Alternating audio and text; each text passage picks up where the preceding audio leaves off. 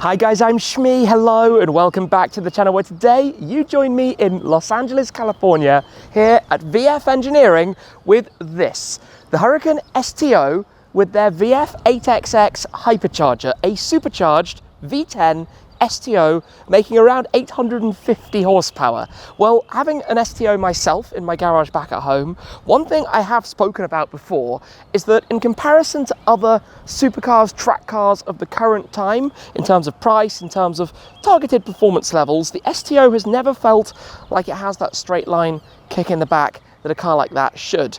Well, this is probably a little bit different. Let's go have a look at the modifications, check out the supercharger that they've installed to the STO, also available on the EVO rear-wheel drive, on the EVO, on the Performante, and the R8 V10s, amongst others. And then we're going to take it to a canyon road to go experience what it's like myself. Let's do that here with VF Engineering.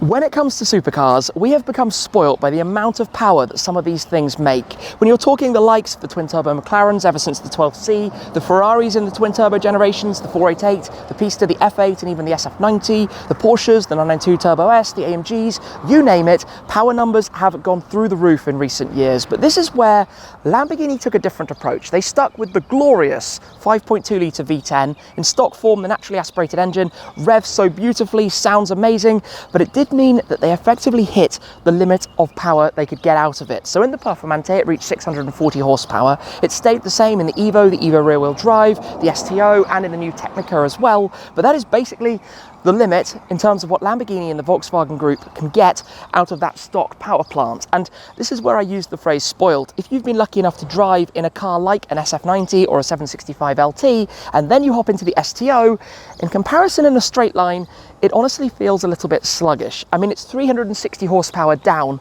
on an SF90 for comparison, but that is where VF Engineering come in. And there are a few modifications to this car that we're going to talk about, but I want to come straight through to show you in the engine bay, because this is where we have the VF8XX kit, the supercharger, effectively plug and play, bolt on, removable supercharger system that they have on these cars. To open at the engine bay in the STO, you lift up this carbon cover over the top, slide it forwards, carefully remove that, and have a look inside where you have the paint matched supercharger unit placed over the top of the V10. And this adds 200 horsepower, it adds 200 pounds-foot of torque, big numbers. It takes the stock 640 in metric horsepower up to about 860 if you're running on the 85, 840 if you're running on pump gas, slightly less if you're using brake horsepower, from 630 up to 830 or so on pump gas. Torque goes up from the standard just over 400 pounds-foot, well over 500 newton meters, up from 585 to about 700 or so. Big numbers. And obviously in the STO, it's the rear-driven car. So with that comes the software, which we'll talk about while driving. Also the transmission software that they've updated in this as well to make the shifts even quicker, 20% quicker on upshifts, 15% quicker on downshifts, and I am fascinated to see what that's going to be like to experience. This car also has their wheels, a collaboration between VF Engineering and Dimag. So you've got the carbon barrels. The design is very much inspired on the AL13s here by the Super Trofeo EVO 2 race car, the race version of the Huracan, on which the STO is actually inspired itself. And we have the livery in the white with the green to match their Super Trofeo race car. They take part in the race series, obviously the new wheels up front as well, to contrast against the green paintwork of this particular example. So this is stock exhaust, stock ride, dampers, suspension, everything on that front. Just the VF Engineering supercharger kit, the software for that, the software for the transmission as well, and a car that we're going to take out now to go find a canyon road to drive and probably think a little bit more about whether that kind of upgrade is going to tempt me. Because like I said, when I've been driving my STO on the Autobahn, flat out anywhere, I've been surprised that it doesn't feel faster in a straight line. And that's because they've taken the compromise of keeping the glorious engine and the sound in exchange for some of the top end that you would get with turbos or a supercharger or something like that. Well, VF have stepped in and done this, so let's head out with it and go see what it's all about. Let me take a seat in here then. Familiar, except from sitting on the other side of the car. We've got the same sports seats as mine. Let's wake it up, go into Trofeo, and then start the bull. Feels fairly normal. We're warm, no cold start going on there. Obviously with mine, what we've done is opened the exhaust valve. so it's permanently open. In this, they can actually, with the software, adjust what happens in each mode. So in STO, Trofeo, or Pioggia, you can change it to have different behavior with the exhaust system and the exhaust valves. Now I need to remember where the climate control is because it's a little bit toasty in here. Let's turn this on. AC, auto. Let's get the fan speed up. Let's get the temperature down. Let's have all the directions on. There we go. That's helpful. It's only 83 degrees Fahrenheit. Still feels warm for me. Anyway, we've got a lift system to get out of here. Let me just line up the mirrors, and then we're going to go for a little drive over towards a nice canyon road to go enjoy this. So let's do this. Let's pop the lift up and let's head on out. Right, first impressions, you can immediately, even at slow speed, hear the supercharger whistle. That whine in the background, I hope that transfers onto the video, but even driving it normally, and of course the advantage of a supercharger is that you still have a very linear power delivery. It will still feel supernatural. It will still feel, in many ways, like the familiar experience of the Huracan STO, of the Huracan engine. And you know, you can tell idling like this that you have that grumble, you have that vibration out of it, you have that sound, you have that emotion, which is what so much of this is about. So we'll try the different driving modes, but we need to get out of town because, hey, driving between intersections is never going to be the most fun thing to do. So let's go somewhere where we can open it up a little bit and enjoy this. For a bit of fun, let me pop this into Trofeo mode, which of course firms everything up. There's no customizing the settings in here. Road opens in front of us.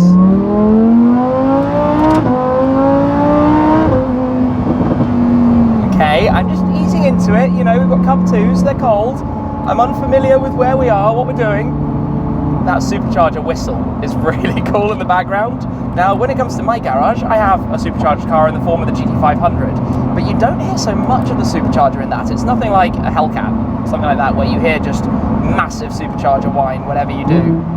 And I'm soon to have a certain Danish car that runs a couple of superchargers. I mean, at this kind of stage, it doesn't feel like there's, you know, extreme boost coming in late on. As you might have figured, they are shooting us from the Panamera Turbo.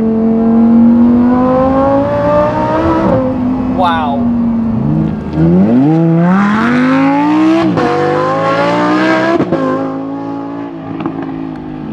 This is where the roads start to open out a little bit more, and we can experiment with this. And I tell you, I've just been flicking backwards and forwards between the driving modes. Obviously, I haven't driven my STO at this point for probably a month, maybe a little bit more than a month. And the difference between STO and Trofeo in terms of the steering is one of the things that always gets me. In Trofeo, the steering is so heavy, it just doesn't quite feel right. And then you obviously, as I said, don't have the ability to change individual settings. If you want the softer steering and the softer suspension, but you want the cracks and powertrain noises and the shift speed in here, my word, I mean, the gearbox from Lamborghini, the DSG, the dual clutch, just like the PDKs and the Porsches, is so phenomenally fast. And then in here you just go ding, and it's done, just like that. Then when you put your foot down, the speed with which it picks up and the linear delivery of that speed, you have, I think, full peak torque from 1200 RPM, peak power from 1200 RPM, basically all the way through the rev range. It's not like a turbo where you're waiting for the boost.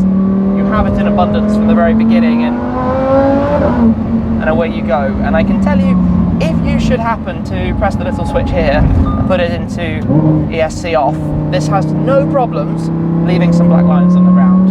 The only thing I know is that it's a very snappy format with the engine back there, and I don't fancy taking chances in VF Engineering's own car they've kindly let me drive today.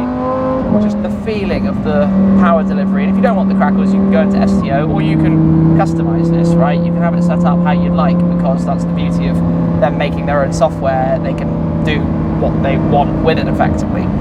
Now, in STO, as you downshift, everything's slightly softened. The ride is much better. The seats are still too firm. I'm missing my pillows. I need my cushions to go behind my back. Driving in this thing without them it's rough, even with the sport seat as opposed to the bucket seat.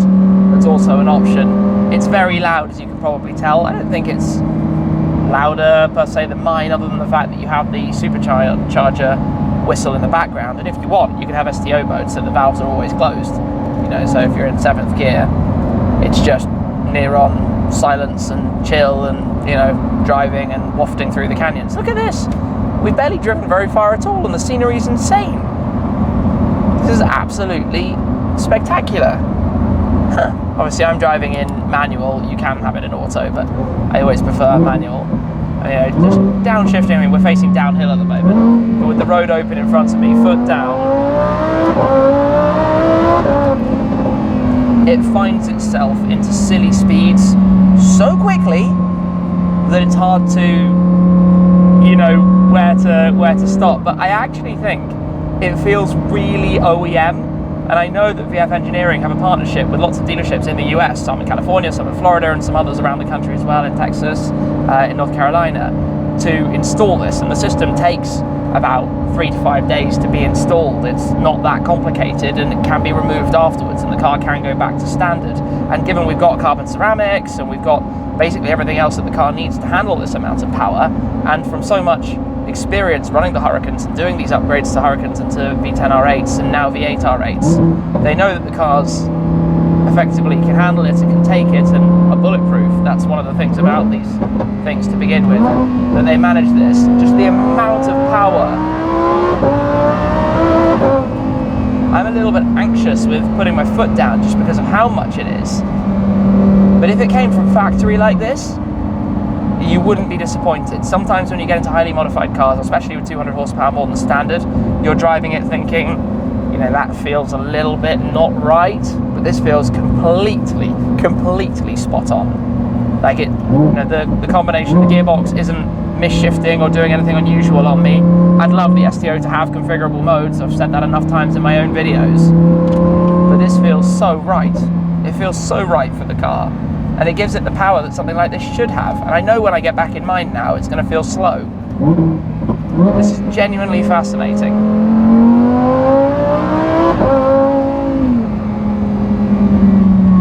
Yeah, what an experience. I thought this would be good. It's really good. It's really good.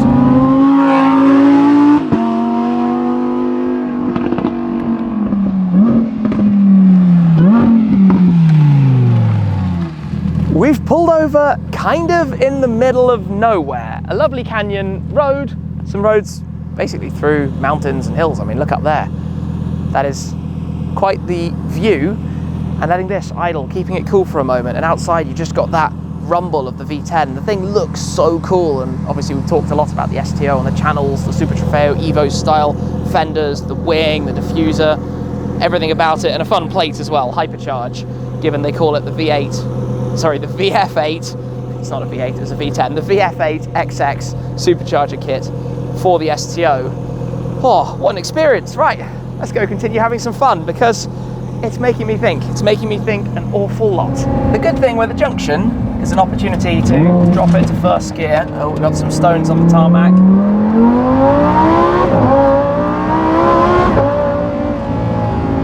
It's just ferocious.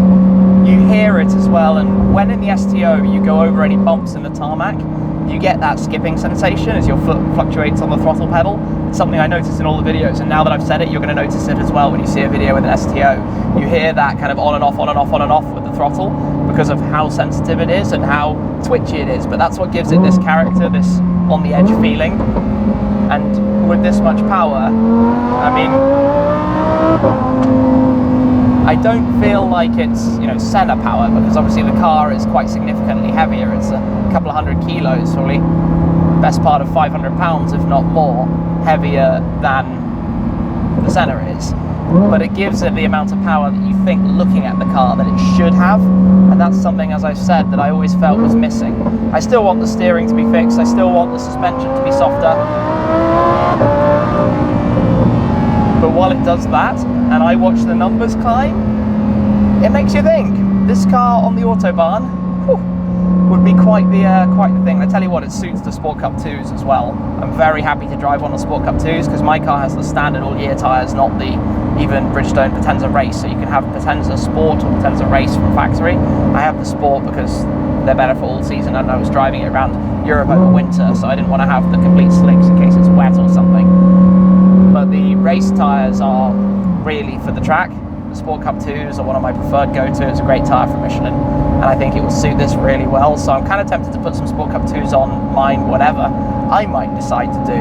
But when we get back to VF Engineering, I might have to have some words with them about this. We might have to have a little chat about whether I should do this, and I suspect you guys would probably think that was the move that I should make with my STO, to just make it a bit more wild. I think it would make me a little bit more drawn to the car, to make it that touch more bonkers, that touch more insane as it looks. It is one of the most radical cars out there. The design of the thing is so unbelievably wild, and I can tell you from experience, when you pull up anywhere, petrol station, gas station, shops, wherever you go with the STO, especially if it's a pink and yellow STO, it draws more attention than the Senna or the Ford GT or any of my other crazy cars. It's totally bonkers. This thing, I mean, on a racetrack would probably be a little bit terrifying. On these kind of roads, just enjoying the drive a little bit more now. It drives normally. If you want to drive it normally, I think you could probably put it back into STO, put it back into automatic, and it will drive just like a normal STO, just like a normal Huracan. I mean, nothing really to say about it. If you want the valves closed, it's quiet, it's calm.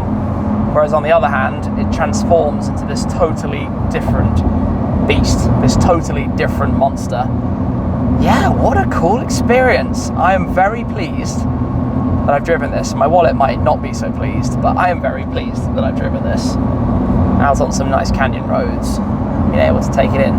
This was a good choice to stop by VF Engineering today, but for the moment, we're gonna head back towards base. You can tell it's hot because this dog is enjoying the breeze. Isn't it funny the way dogs always hang their head out the window? It probably wouldn't if I went screaming past at Mach 10. Even the dog's looking at it like, what is that thing? Oh well. Safe to say, that made for a pretty fun drive, and it's actually a beautiful afternoon. It was very overcast earlier, but it tends to do that out here. Now, talking numbers, with the figures of this, the horsepower, as we know, is about 200 horsepower more. The torque figures, just to give you the exact numbers, stock is 442 foot-pounds of torque. This car, with the VF8XX, goes from 442 to 625. Now, in newton meters, to be metric about it, that's from 585 newton meters to 850 or so newton meters of torque. That's a big old number, 250 newton meters up, 200 horsepower up from standard, but it doesn't feel crazy. If this was sold as a factory Huracan STO-R, you know, for race or for something even crazier, it would feel right. It would feel completely natural. There's no additional thing that you have to do. It's got a self-contained cooling system. It's plug and play. It all just goes in. The software gets done. The car can still get serviced at the dealership. There's warranty for 2 years from VF Engineering and unlimited mileage as well on the parts that they've installed. It all just kind of comes together and works, and you get that lovely supercharger whistle out of the car. You get obviously that immense just shove, that push. It's not a turbo push where you're waiting and then it all comes and gives you a kick in the back. It's just a linear power delivery, all of the torque from very low in the rev range. And I have to say, it's a really quite fantastic experience to drive. So I have a feeling if I asked you guys to vote on whether I should do that to my STO, I think I know which way it might go, but maybe I'll ask you anyway. Do you think I should do the VF Engineering Supercharger upgrade to my Lamborghini Huracan STO? To have a think about that one. For today, what an awesome afternoon to drive that car up in the canyons out here in California. A huge thanks to the team at VF Engineering. If you're not familiar with the guys here, check out all of their pages. I'll pop some links down below. You might have seen them in videos with the likes of DDE, Vehicle Virgins, and plenty more in the past before though. For now though, I'm gonna wrap things up for there. Thank you very much for watching as always, guys. I hugely appreciate your support, and I'll see you again very soon. Cheers.